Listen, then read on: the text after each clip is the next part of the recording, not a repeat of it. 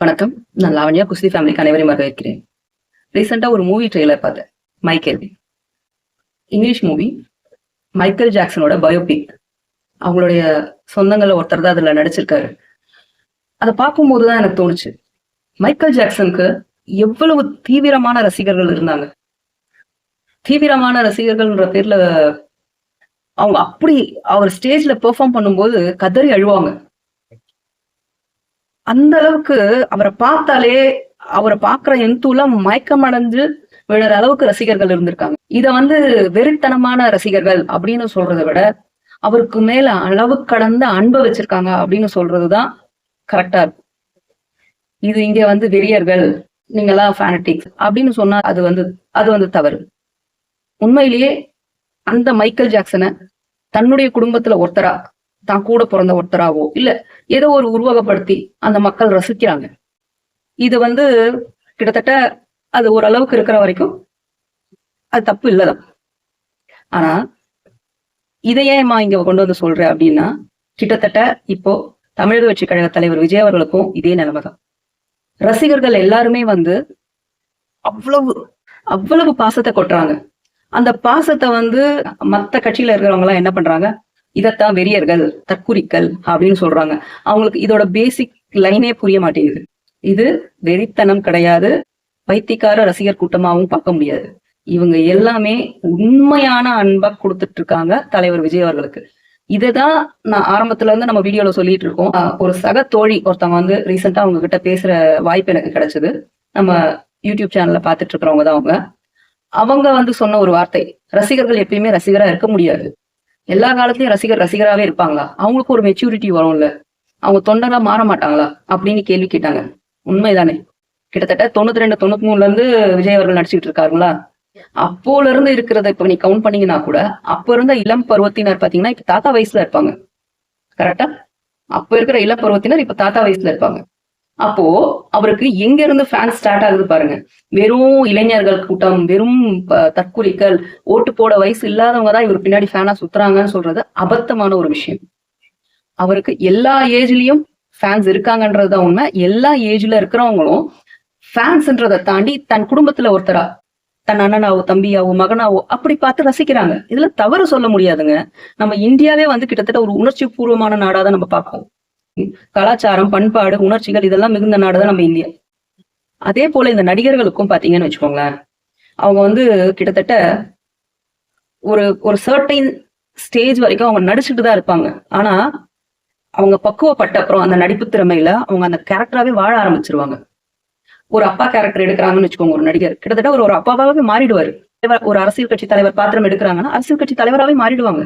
அவங்க மேனரிசம்லாம் கிட்டத்தட்ட அது மாதிரி மாறிடும். அதாவது பக்குவப்பட்ட நடிகருக்கு நான் பேசிட்டு இருக்கேன். இதே போல நடிகர் விஜய் அவர்களுடைய படங்களை எடுத்தீங்க அப்படின்னா, 2000க்கு அப்புறம் பல படம் அரசியல் பேசுச்சு. ரொம்ப ரொம்ப முக்கியமா பார்க்கணும்னா கத்தி, மெர்சல், சர்க்கார், இதெல்லாம் ஒவ்வொரு படத்துலயும் ஒரு சமுதாய பிரச்சனைய எக்ஸ்பிளைன் பண்ணியிருப்பாரு. அதே போல பாத்தீங்கன்னா அந்த பிரச்சனையும் எப்படிப்பட்ட ஒரு பிரச்சனையா இருக்கும்னா உண்மையிலேயே நடந்த விஷயங்களை தான் பின் பாயிண்ட் பண்ணிட்டு இருந்தாரு. இது எத்தனை பேருக்கு வலிச்சிருக்கும், எத்தனை பேருக்கு அதை ரியலைஸ் பண்ணிருப்பாங்க. சமுதாய நோக்கத்தோட எடுக்கும் போது அவருக்கே தெரிய ஆரம்பிச்சிருக்கும். கண்டிப்பா அவர் ஃபீல் பண்ணிருப்பாரு, ஆமா மக்களுக்கு இந்த பிரச்சனை எல்லாம் இருக்கு, இதை நம்ம ஏன் எடுக்கக்கூடாது, ஏன் மக்கள் இவ்வளவு கஷ்டப்படணும் அப்படின்னு. நம்ம வந்தோமா, நடிச்சோமா, பணம் வாங்கினோமா, போனோமான்னு இல்லாம படங்களை நான் விட்டுற போறேன், நான் நடிக்கிறதே விட்டுற போறேன். அவ்வளவு அபாரமான சம்பாத்தியம், எப்படி சொல்றது, தொட முடியாத தூரத்துல இருக்கிற ஒரு நடிகர், தொட முடியாத ஒரு சம்பளத்தை வாங்கிக்கிட்டு இருக்கிற ஒரு நடிகர், நான் அதெல்லாம் விட்டுடுறேன், உங்களுக்காக நான் வரேன், உங்களுக்காக இறங்கி உங்களுக்காக சேவை செய்யறேன் அப்படின்னு வரும்போது யாருதான் ஏத்துக்க மாட்டாங்க சொல்லுங்க.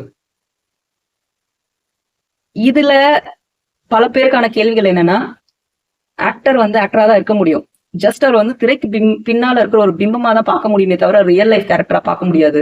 ஏன்னா அவங்க நடிச்சுட்டு போயிட்டே இருப்பாங்க. ஆனா தலைவர் விஜய் அவர்களுடைய வாழ்க்கையில அது கிடையாது. தலைவர் விஜய் அவர்களுடைய வாழ்க்கையில அவர் படத்துக்கு பின்னாடி பிம்பமா நடிச்சிருந்தாலும் ரியல் லைஃப்ல கிட்டத்தட்ட 20-22 வருடங்களா அவர் பல சமுதாய நலப்பணிகளை செஞ்சுட்டு தான் இருக்காரு. ஆனா இது பல பேருக்கு வெளியே போய் சேர விடாம என்ன செஞ்சாரு, என்ன அரசியல் தெளிவு இருக்கு, ஏன் இதை பண்றாங்க அப்படின்னு இப்படி சொல்லிக்கிட்டு இருந்த மக்கள் இது வெளியே வரக்கூடாது. இதை தாண்டி இவரை வந்து பெருசா ஏதாவது வந்து நம்ம வந்து பெரிய பாயிண்ட்ல அடிக்கணும்னு எதிர்பார்த்தப்பதான் நம்ம கரூர் சம்பவம் நடந்தது. இந்த மாதிரி நிகழவே கூடாது. இங்க இல்ல, உலகத்துல எந்த மூலையிலுமே இந்த மாதிரி ஒரு டிசாஸ்டர் நடக்கக்கூடாதுன்னு தான் ஒவ்வொரு தடவையும் நம்ம சொல்லிட்டு இருக்கோம். எனக்கு ஒரு மூவியோட டைலாக் தான் ஞாபகம் வருது. Telugu movie dialogue. அது ஒரு கிரிஞ்ச் மூவின்னு வச்சுக்கோங்க. இருந்தாலும் அந்த டைலாக் பாருங்க. என்னுடைய சொந்தங்களுக்கு ஆபத்துன்னும் போது என்னுடைய பார்வை விரிய ஆரம்பிச்சு அந்த கழுகு பார்வையாயிடும். அப்ப வந்து எல்லாரும் என் கண் பார்வைக்குள்ள வந்துருவாங்க. அதாவது தன்னுடைய மக்கள், எதிரிகள் எல்லாருமே தன் கண் பார்வைக்குள்ள வந்துருவாங்க அப்படின்றது. ஆனா இப்போ இந்த டைலாக் ரொம்ப ஆப்ட் தான். எப்போ இந்த டிசாஸ்டர் நடந்ததோ இதுக்கப்புறம் நடக்கிற ஒவ்வொரு விஷயத்தையும் கண்கொத்தி பாம்பா பார்த்துதான் தமிழக வெற்றி கழகம் நிறுத்தி நிதானமா ஒரு ஸ்டெப்பையும் எடுத்து வச்சுட்டு தான் இருப்பாங்க. ரொம்ப கவனமா செய்வாங்க. கமெண்ட்ல சொல்றது, அதுல வந்து ஒரு நபர் ஏன் தேமுதிக உங்க கண்ணு தெரியாதா அப்படின்னு ஆரம்பிச்சார். ரொம்ப டீசெண்டா ஆரம்பிச்சுட்டு அதுக்கு அடுத்து அம்மாவெல்லாம் உள்ள இழுக்க ஆரம்பிச்சாரு. அம்மாவுக்கு உடம்பு சரியில்லைன்னு சொல்லியிருந்தேன் லாஸ்ட் வீடியோல. அதை வச்சுட்டு அவர் சொல்றாரு, ஏன் அம்மா கரூர் கூப்பிட்டு போனீங்களா, அதனாலதான் உடம்பு சரியில்லையா, இப்படி எல்லாம் ஆரம்பிச்சு. அப்பவே புரிஞ்சு போச்சு அந்த ஆளோட லட்சணம் என்னன்னு. ஆனா அதுல ஒரு கேள்விக்கு, நியாயமான ஒரு கேள்விக்கு நான் பதில் சொல்லிக்கிறேன். தேமுதிக ஏன் உங்க கண்ணுக்கு தெரியலையான்னு கேட்டாங்க இல்லையா? அந்த தேமுதிக எங்க கண்ணுக்கு தெரியாமலாம் இல்லைங்க. தலைவர் விஜயகாந்த் அவர்களை புகழ்ந்து பேசிய விஷயங்கள் எவ்வளவோ என்னோட வீடியோல இருக்கு. அவரை பத்தி அவ்வளவு பெருமையா நான் என்னோட வீடியோல பேசியிருக்கேன். ஆனா அவர் ஸ்டேஜ்க்கு அப்புறம் அந்த தேமுதிகவை நிறுத்துறதுக்கு அந்த தலைமை பண்போட யாரு அப்படின்னும் போது பிரேமலதா அம்மா வந்து நிக்கிறாங்க.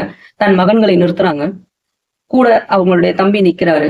இதுவும் கிட்டத்தட்ட ஒரு குடும்ப கூட்டணி மாதிரி ஆயிடுதே அப்படின்ற ஒரு சின்ன ஒரு மனப்பான்மை எனக்கு இருக்கு. ரெண்டாவது, நாங்க வந்தா இதெல்லாம் பண்ணுவோம் அப்படின்னு இருந்தோம். எங்களுதுல முதலமைச்சர் வேட்பாளர் இவங்க தான் அப்படின்னும் அவங்க இது வரைக்கும் ஏதாவது சொன்னாங்களான்னா எனக்கு தெரிஞ்சில்ல. உங்களுக்கு அப்படி தெரிஞ்சா நீங்க கமெண்ட்ஸ்ல மென்ஷன் பண்ணுங்க. இன்னொருத்தர் கேட்ட கேள்வி என்னன்னா, கம்யூனிஸ்ட் எல்லாம் உங்களுக்கு தெரியாதா, கம்யூனிஸ்ட பத்தி யோசிக்கவே மாட்டீங்களான்னு. ஐயா, எங்களுக்கு நாங்க வந்து கம்யூனிசம்க்கு வந்து எதிரானவங்க கிடையாது. தற்போது வரை யாரு கம்யூனிஸ்ட்ல ஒருத்தர் வந்து முதலமைச்சர் வேட்பாளரா வந்திருக்காங்க, நாங்க இதெல்லாம் நம்ம மக்களுக்கு நல்லது பண்றோம்னு சொல்லி வந்திருக்காங்கன்னு எனக்கு தெரியல. அப்படி ஒரு நல்ல பண்போட மக்களுக்கு நல்லது பண்ண கம்யூனிசத்துல இருந்து, கம்யூனிஸ்ட் கட்சியில இருந்து யாராவது வந்தா நிச்சயமாங்க மக்கள் கண்டிப்பா வரவேற்பாங்க. அதை தவிர்க்க மாட்டாங்க. ஏன்னா டிவிக்குள்ள சேர்ந்து நான் அது பணியாற்றிட்டு இருக்கோம். சோ என்னோட பங்கு களப்பணின்றதை தாண்டி எனக்கு வந்து இந்த வீடியோல பல மக்களை சந்திக்க முடியும் அப்படின்ற காரணத்தினாலதான் இது மூலமா நான் நிறைய விஷயங்கள் பேசணும்னு தோணும். என்னுடைய மனசுல இருக்கிற விஷயங்களை மக்களுக்கு தெரியப்படுத்துறதுக்கு இது ஒரு வழியை நான் பயன்படுத்திக்கிறேன், அவ்வளவுதான். இதுல வந்து நான் எந்த ஒரு எக்ஸ்ட்ராவையும் ஃபிட் பண்ணி பேசல, எந்த ஒரு பொய்யையும் கலப்படம் பண்ணி பேசல. அதனால நீங்க நம்புறவங்க நம்புங்க, நம்பாதவங்க தயவுசெய்து ஸ்கிப் பண்ணிட்டு போயிட்டே இருக்கலாம் அந்த வீடியோவை. சோ இதுக்கப்புறம் பாத்தீங்கன்னா இப்போ ஜனநாயகன் பாடல் ரிலீஸ் ஆச்சா, அதுக்கு பல கோடி பேர் பார்த்தாச்சு. ரொம்ப சந்தோஷமா அதை என்ஜாய் பண்ணிட்டு இருக்காங்க, ரீல்ஸ் பண்ணிட்டு இருக்காங்க. ஆனா அந்த பாட்டு வந்ததுல இருந்து பல ரசிகர்கள் சோகம் அடைஞ்சிட்டாங்கன்றதுதான் உண்மை. ஏன்னா ஒன் லாஸ்ட் ஸ்டெப் அப்படின்னு அனிருத் கேட்கறதுக்கும், அதை கேட்டதும் ஓகேடா அப்படின்னு தலைவர் சொல்றதும், அதுக்கடுத்து மக்களுடைய ரியாக்ஷன் பாத்தீங்கன்னா நிஜமாவே கண்கலங்க வைக்குது. நிஜமாவே ஏன் இந்த மனுஷன் இதை விட்டுட்டு போறாரு அப்படின்ற வழி எங்களுக்குமே தோணுது. இவ்வளவு பெரிய இடத்த விட்டு, இவ்வளவு பெரிய சம்பளத்தை விட்டு மக்களுக்காக வரேன்னு சொல்றாரு, நம்மளுக்காக வந்து ஏதாவது செய்யறேன்னு சொல்றாரு. ஆனா அப்படிப்பட்டவரை இங்க இருக்கிற சில பேர் வந்து வாடகை வாய்கள்னே சொல்லலாம். அந்த வாடகை வாய்கள் என்ன பண்ணுது, எவ்வளவு கேவலப்படுத்த முடியுமோ, எவ்வளவு அசிங்கப்படுத்த முடியுமோ படுத்துறாங்க. அதையும் தாண்டி மக்களுக்காக வந்து நிக்கிறாரு. அப்போ அவருக்கு சப்போர்ட்டா நிக்க வேண்டியது நம்ம மக்கள் எல்லோரும் தான். இந்த வாடகை வாய்களை நல்லா வாய்மேலேயே 4 கொடுத்து அனுப்ப வேண்டியதும் இந்த மக்களோட வேலைதான். இன்னொன்னு நான் யோசிச்ச விஷயம், நீங்க பாக்குறத அவர் ஒரு ஆக்டராவே பாருங்க, அவர் மேல எல்லாருமே வந்து வெறியர்களா இருக்காங்களே பாருங்க. ஏன் ஒரு அரசியல் கட்சி தலைவருக்கு இந்த மாதிரி ஒரு ஒரு ஒரு ரசிகர் பட்டாளம் உருவாக மாட்டேங்குது? என்ன காரணம்? ஊழல், நம்பகம் இல்லா தன்மை. யாரை நம்பணும் யாரை நம்ப கூடாதுன்னு தெரியல. ஊழல் வந்து எல்லா இடத்துலயுமே புகுந்து விளையாடுது. இங்கே அங்கேன்னு இல்லை, எல்லா இடத்துலயுமே. அதனாலதான் மக்களுக்கு வந்து உண்மையான அன்பை அந்த அரசியல் கட்சி தலைவர்களுக்கு கொடுக்க முடியல. எங்க போனாலும் இந்த காசை வாங்கி வேலை பாக்குறேன்றாங்க. இவங்கெல்லாம் நமக்கு என்ன உண்மையா உழைக்க போறாங்க அப்படின்ற தாட் வந்துருச்சு. அடுத்தது பாத்தீங்கன்னா நம்பகம் இல்லாத்தன்மை. சொல்ற வாக்க காப்பாத்துறது. இது எந்த கட்சி நிறைவேற்றி இருக்குன்னு மட்டும் சொல்லுங்க. அந்த சொல்ற வாக்க காப்பாத்துறதுன்றது இம்மி அளவு கூட ஃபாலோ பண்ண மாட்டோம் அப்படின்னு இருக்கிற அரசியல் கட்சி தலைவர்களை எப்படி மக்கள் விரும்புவாங்க? எப்படி இப்படிப்பட்ட ரசிகர் பட்டாளம் சேர்க்கணும்? மக்களை, இளைஞர்களை ஆல்ரெடி இந்த அரசியல் கட்சி தலைவர்கள் அரசியல் வயப்படுத்துக்கு நல்ல விஷயங்களை செஞ்சிருக்கணும். எங்க பார்த்தாலும் போதை, டாஸ்மாக்னு ஓபன் பண்ணி வச்சுட்டு அதனால அழியிற குடும்பங்கள், பல குடும்பங்கள். இப்போ புதுசா இப்ப வந்து ரொம்ப ரொம்ப சர்வசாதாரணமா எல்லா ஊர்களையும் எல்லா வீதிகளையும் நடக்கிற விஷயமா எது இருக்குன்னா போதை. முன்னாடி எல்லாம் போதைன்னு நம்ம பார்த்தது எதெல்லாம்? சிகரெட்டு, குடிக்கிறது. ஆனா இப்போ இதையும் தாண்டி பேர் சொல்ல முடியாத அளவுக்கு போதைப் பொருட்கள் நம்ம மார்க்கெட்டுக்குள்ள வந்தாச்சு. ரொம்ப சரளமா கிடைக்குது. ஸ்கூல்ல காலேஜ்ல எல்லாம் யூஸ் பண்றாங்க. ரெய்டு எங்கெங்கயோ போறாங்க. இந்த மாதிரி ஸ்கூல் காலேஜஸ்ல ஒரு வாட்டி போய் ஸ்டூடெண்ட்ஸ் பேக்ஸ் எல்லாம் செக் பண்ணாலே தெரிஞ்சிடும் நம்மளுடைய மாணவர்களோட நிலைமை. பல மாணவர்கள் இதுக்கு அடிக்ட் ஆகி போய் தப்பான வழிக்கு போயிட்டு இருக்காங்க. இதெல்லாம் மாறினா மட்டும்தான் அரசியல் கட்சி தலைவர்களுக்கும் இந்த மாதிரி ரசிகர் பட்டாளம் சேரும். அந்த ரசிகர் பட்டாளம் அந்த அரசியல் கட்சி தலைவர் வெளியே வரமாட்டாரா, அவர் பேச மாட்டாரான்னு ஏங்குவாங்க. அந்த மாதிரி ஒரு கட்சியை உருவாக்குங்க. அந்த மாதிரி ஒரு தலைவரா உருவானா எல்லாருமே சப்போர்ட் பண்ணுவாங்க. நம்ம இவ்வளவு சொல்லிட்டோம். இன்னும் ஒரு விஷயம் பாக்கி இருக்கு. அது வேற ஒண்ணும் இல்ல.